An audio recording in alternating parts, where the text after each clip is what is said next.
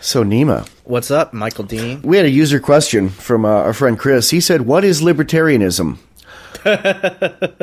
Hell of a question. I mean, we laugh because we're like, well, duh, we talk about it 24/7. But it's like, we kind of talk for an audience that is kind of already there or there. And I think it's okay once in a while to revisit this and redefine it in different ways. I came up with an answer for him that was pretty simple, was because I was watching TV for a minute to see what happened in the world while I was napping this afternoon, see what those clowns in Congress have done to us. And this ad came on, it was really loud, and I was like, a libertarian is someone who, when a really loud commercial comes on, doesn't say, there ought to be a law. Instead, a libertarian mutes their television. I like that. That's a good explanation. There are people that want there to be a law. There's actually, I think they're passing a law that commercials can't be any louder than the program material. They are. Yeah, we talked about it a couple of casts ago. My favorite that I always go back to is, I remember when I was still early on in my days. It was actually when I was driving from Texas to Wyoming for my first TV reporting job. I was listening to a bunch of podcasts that I downloaded to a CD. One of them was Lou Rockwell interviewing Naomi Wolf, who's pretty much leftish, but she had written a book about America's slow descent into fascism. The cast turned into, instead of talking about the book, it turned into her asking questions about what libertarianism is, what makes it tick, what are the main points of the philosophy.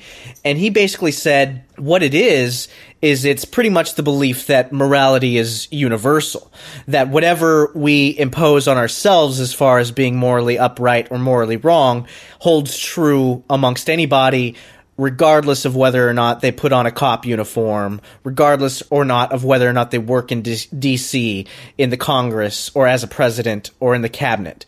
If you steal, it's still stealing, even if you call it taxation. If you murder, it's still murder, even if you call it the death penalty or war or an officer-involved shooting, quote-unquote. A libertarian is the opposite of a statist, and a statist is someone who worships the state and wants the state to defend what they think is right. And the state, by the state, we mean any government, anything from the UN to your national government, to your state government, to your local government, to your landlord. Well, no, landlord is a contracted agreement, but basically the state is anything where people get together and basically say, I have the right to rule you because you were born here or you live here, and you are subject to whatever whims we jot down on paper, and they're enforced at the barrel of a gun. You know, I heard this term the other day I really liked.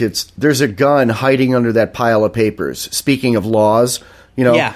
And a few laws make sense. You know, don't kill, don't steal, don't rape, don't threaten people, don't beat people up, don't trespass. Those are all property things. Those are all don't mess with someone's body or keep them from doing what they want to do. It's all summed up for me in the non-aggression principle. Yeah, explain the non-aggression principle. Really, libertarianism boils down to, libertarians are, I say they're peaceful people who carry guns, but you don't have to carry a gun to be a libertarian, and we'll explain why a lot of libertarians carry guns. But libertarianism boils down to the non-aggression principle and the understanding that all taxes and laws are enforced at the barrel of a gun. Let's explain both of those.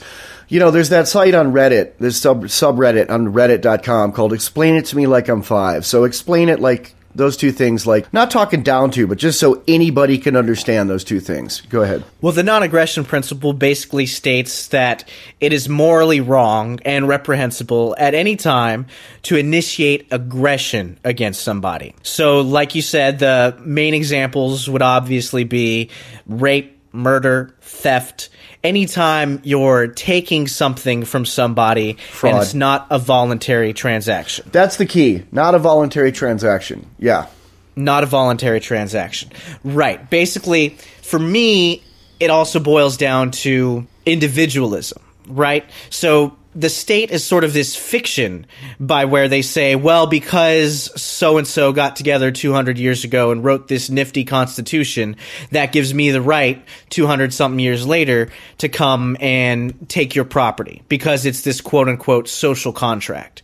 So libertarians don't believe in anything that would amount to a social contract because you should only be subject to contracts that you sign. Contracts that you're born into are slavery. I mean, that's the definition of slavery. And it's soft slavery to be born into something where you have to abide by it. It's not slavery where someone has you in chains and you're working 80 hours a week and being whipped literally.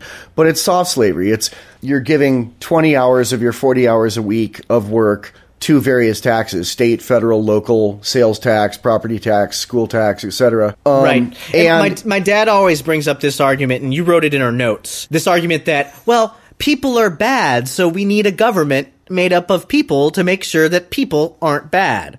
But of course, the logic of that just falls apart like an ice cream cone in summertime. It's basically like saying a summer day is hot, so we should build a fire to cool us down. Another one I've heard, I sort of made it up from something I heard about conservatives, is minarchists are people who don't think the government does things very well, so the government should only do really important things.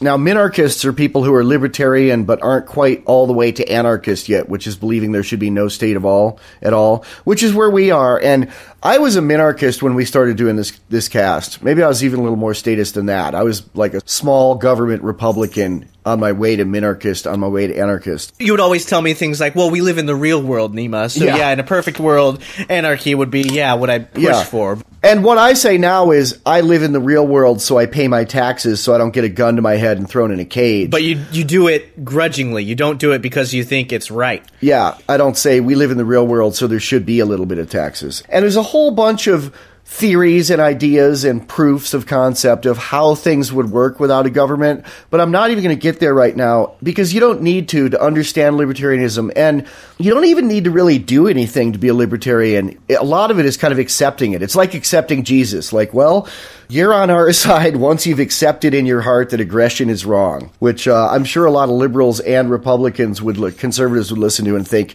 see, it's a cult. But it's like, once you agree that it's immoral to do anything to anybody against their will, especially threaten violence or initiate violence, it kind of the scales fall from your eyes and you go, most of what people believe is wrong. Most people, the guy who asked me this, Chris, I think he's a liberal because he was kind of defending some liberal policies. He's a really good friend of mine. He's a really good guy. And he was like, why do you say you hate liberals? I'm kind of offended by that. And it's like, we hate conservatives, too. They both want to point government guns at people's heads and make them do things. Conservatives want to point guns at the heads of gays and make them not marry. They want to point the gun at the head of someone who smokes weed and throw them in a cage. And they want to make you pay taxes so they can go kill innocent brown people that happen to be living in a town with a few guilty brown people on the other side of the world. Right, and liberals want to point guns at people who want to buy guns, or people who make money, or people who want to sell pot without paying taxes on it and having it regulated. Right. And the classic liberal argument is, well, I won't say classic liberal. Classic liberalism is another word for libertarianism, but the classic modern liberal argument against libertarianism is, I can kind of see that. It kind of makes sense. I don't like a lot of what the government does, and they seem to be in bed with the corporations, and they tax too much, and they do all this bad, but without them, who would feed the starving children? And so it's, first of all, no matter what argument you can make for something the government does, and I would argue they usually don't do it very well, and private charity could do it better. Oh, yeah.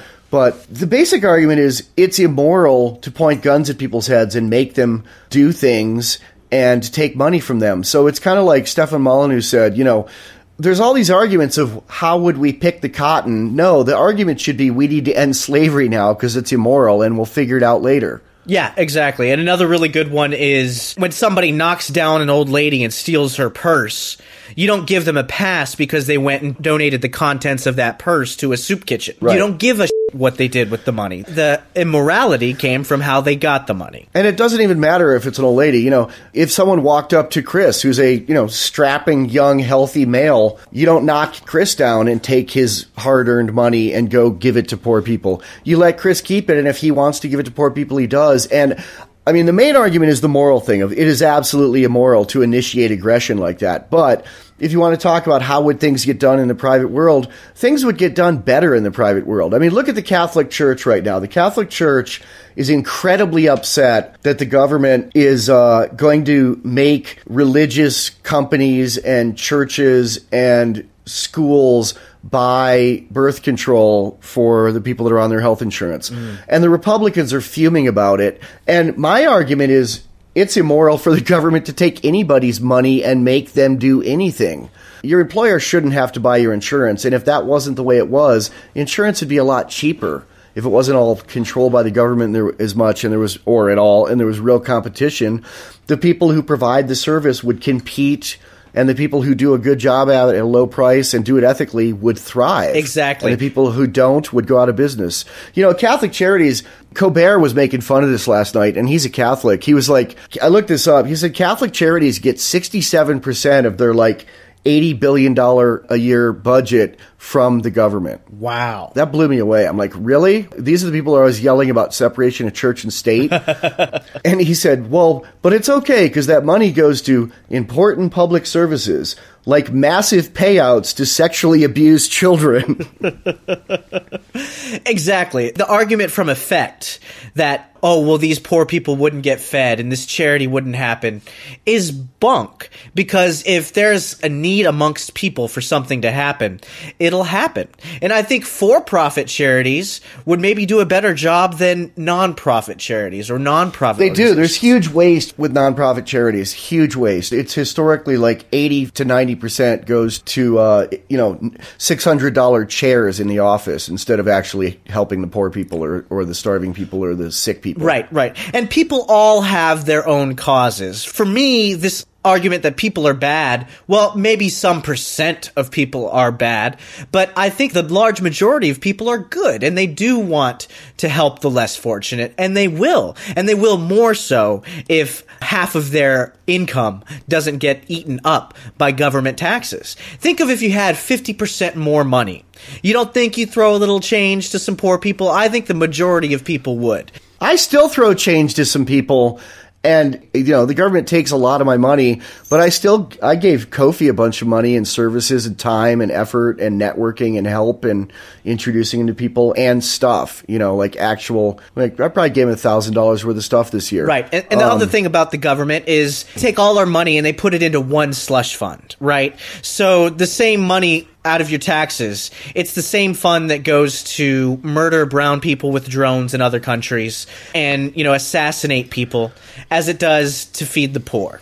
And so why should you be forced to pay for something you disagree with?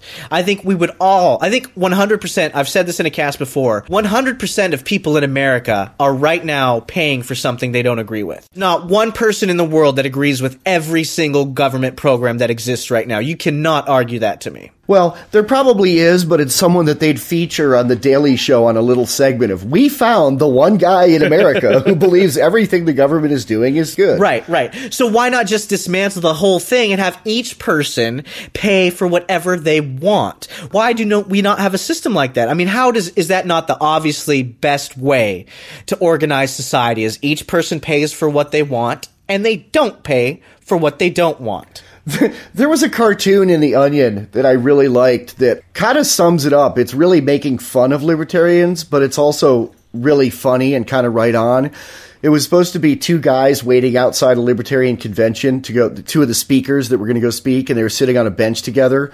And one was like this businessman holding a sign that said, privatize foreign aid.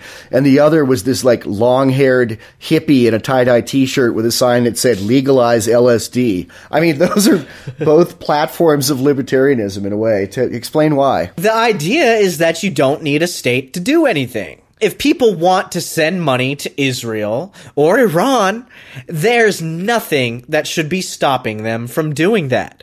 Conversely, there is nothing that should force somebody to do it if they don't want to do it. And that same principle is behind legalizing LSD, that is behind privatizing foreign aid. I don't think that people in America would stop sending money overseas if the government ceased to exist. I think people would say, me and my wife, for instance, right? We have this thing where every month we spend about $50 to whatever charity we want, and we trade off. So my wife will send something to, a charity for animals one month, and, I'll send something to a libertarian organization that educates people another month. And I think everybody would do something like that. And if they didn't, oh well, maybe that thing isn't that compelling to people. And if it's not compelling to people, why should it be funded? Yeah.